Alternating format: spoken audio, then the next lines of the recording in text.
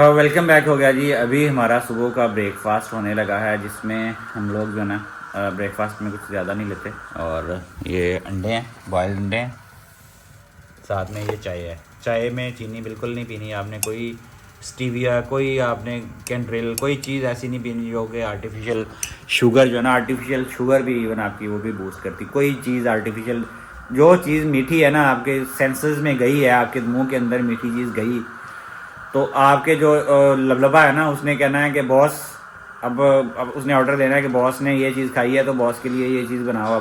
अब वो पेंक्रियाज ने उसके अंदर इंसुलिन बना के भेजनी है भाई। और इंसुलिन वो जितनी ज़्यादा, क्योंकि दिमाग को तो नहीं पता क्या खा रहा है, उसने तो यही सेंस करना है कि मीठी चीज़ ही है। ज़ुबान को टच हुई ना, मीठा फील हुआ, चाहे वो आर्टिफिशियल ही है चाहे वो कुछ भी है, तो वो फ़ौरन उसने जो है ना भेज देना है कि भाई इंसुलिन लेके पहुँचो। और जितनी ज़्यादा इंसुलिन पहुँचेगी आपकी बॉडी के अंदर, उतना ही ज़्यादा आपका शुगर लेवल बूस्ट करके रहेगा। ठीक है। और दूसरी बात, कुछ लोग कहते हैं कि आप, मैं उस चीज़ से भी सहमत नहीं हूँ कि कुछ लोग कहते हैं कि आप जो है ना दिन में 5-6 दफ़ा पोर्शन में खाना खाया करो। वो ये बिल्कुल गलत एक है। इसमें जितनी मैंने अपनी रिसर्च की है, जो ही आप कुछ खाते हो ना, आपका शुगर लेवल बूस्ट करता है आपका। और अगर आप कंटिन्यूसली आप 5-6 दफ़ा 7 दफ़ा दिन में खाते रहोगे तो आपका शुगर लेवल बूस्ट ही रहेगा। और आप कि इंसुलिन जो है ना, वो आपका लबलबा जो है ना बॉस, वो को इंसुलिन प्रोवाइड करता ही रहेगा। और आपके इंसुलिन बॉडी के अंदर एक्सेस में ही रहेगी। और आप जो है ना, फिर वो इंसुलिन एक टाइम आएगा, इंसुलिन रेजिस्टेंस पैदा हो जाएगी, जिसपे फिर वो आपकी डायबिटीज़ में कन्वर्ट हो जाएगी। तो आपने इंटरमिटेंट फास्टिंग को खींचना है। और दिन में 2 मील बहुत काफ़ी हैं। आप 2 मील, क्योंकि आप 12 घंटे 8 घंटे 8 से 10 घंटे के अंदर 2 मील आपने खाने हैं बस दिन के अंदर, बाकी कुछ नहीं खाना आपने। जितना ज़्यादा आप मुंह को चलाते रहोगे आपका शुगर लेवल बूस्ट होगा, क्योंकि आपको पता है इंस्टेंट कोई भी चीज़ खाते हो आपका शुगर लेवल बूस्ट करता है। तो आपने उसको 24 घंटे बूस्ट रखना है, तो वो आपकी डिपेंड करता है। बाकी ये है कि आज आपके साथ वीडियो में शेयर करूँगा, जिसमें हमारा जो एसी है ना, मैं 1.5 टन वाला एसी हमारा जो चलता है वो सोलर के ऊपर हीट मोड में मैंने जो नोट किया ना, हीट मोड के अंदर बिल्कुल भी वो जो है ना ज़्यादा एनर्जी नहीं लेता। लाइव में आपको अभी दिखाऊंगा, जुमे का दिन है। अभी मेरा एक पार्सल आया है, इसमें एक डॉल हाउस। बेबी ने डॉल हाउस मंगवाया। हाँ जी, खुल गया, बेबी ने डॉल हाउस अपना मंगवाया। ये वो वाली ये पकड़ के रख दो उधर। चलो बेबी, इसकी ये तो नहीं खोलना पड़ेगा। वाह, तो ये है जी बेबी का डॉल हाउस। बेबी आप साथ बैठो, इसके पैसे जाया कर दी। जाया तो नहीं किए। बेबी खेलने के लिए मंगवाया, इसमें सारी चीजें हैं। फिर हमारे घर में बेबी अच्छा लगा? हमारे घर में वैसे ही बेबी इधर देख के बताओ कैसा लगा? अच्छा लगा? प्यारा लगा? हाँ जी। इसमें क्या क्या चीजें हैं ये बच्चों के लिए?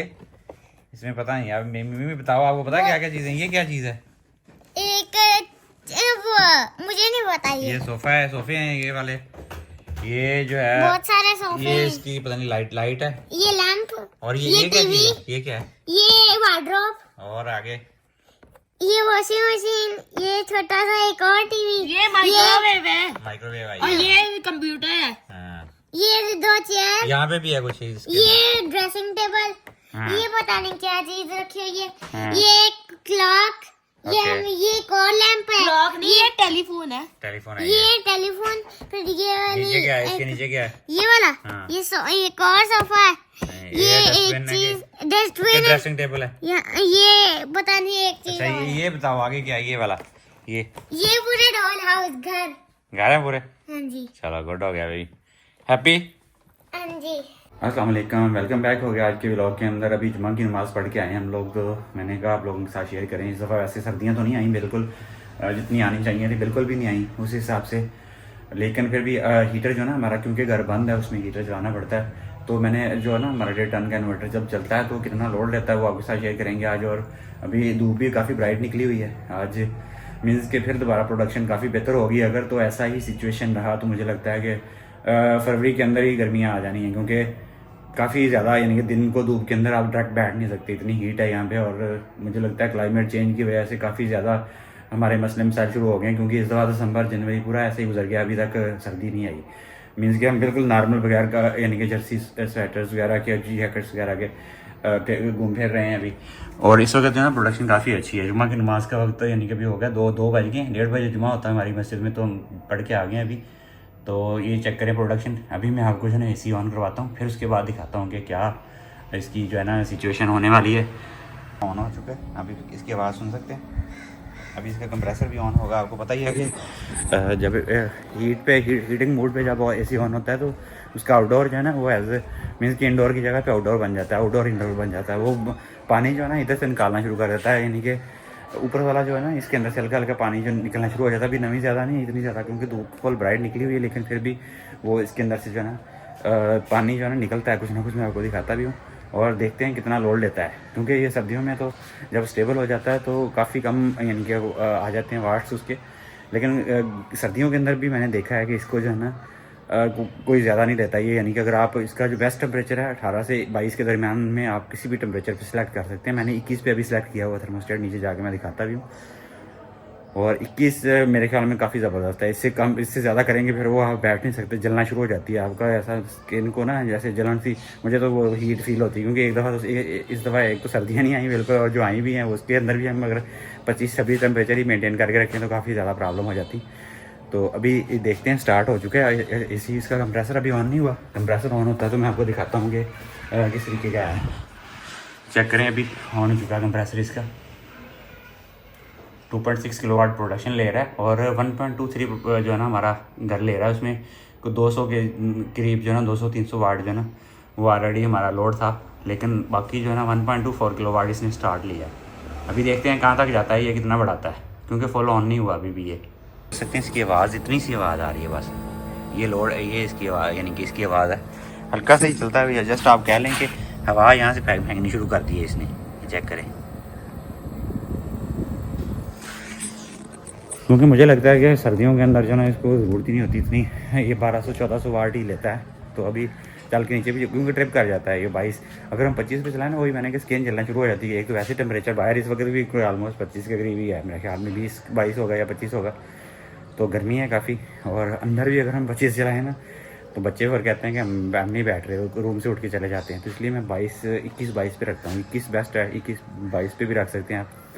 और आइडियल टेम्परेचर 18 से 22 के दरमियान है, आप इसका सेट करें, बेहतरीन है। क्योंकि जब ठंड होती है रात को ना, उस वक्त भी बाहर टेम्परेचर 11 तक, यानी कि 10, 11, 12 तक जाता है। उसको 22 तक कर लें, बेहतरीन हो जाता है। हल्का फुल्का कंबल ले लें, ज़बरदस्त नींद आती है। और इस दफ़ा तो वैसे भी सर्दी आई नहीं है, पता नहीं आती है कि नहीं हमारी साइड पे, मुझे तो नहीं लग रहा कि आएगी। लोड इसका जो है ना अभी 1540 है, चेक कर सकते हैं। 1540 1550 1.55 किलोवाट जो है ना ले रहा है ये आप देख सकते हैं। मैंने 21 पे ही चलाया हुआ है इसको, और 21 के अंदर हवा फेंक रहा है, लेकिन वो मीन्स के गर्म हवा ही फेंक रहा है।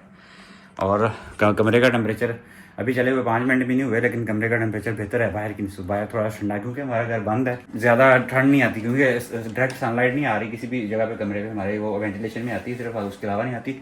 अभी फुल गर्म हवा फेंक रहा है इस वक्त, क्योंकि बीच पे चल रहा है। और मैं आपको दिखाता भी हूँ कि इसकी जो है ना कंजप्शन ऐप के अंदर कितनी ले रहा है ये कंजप्शन।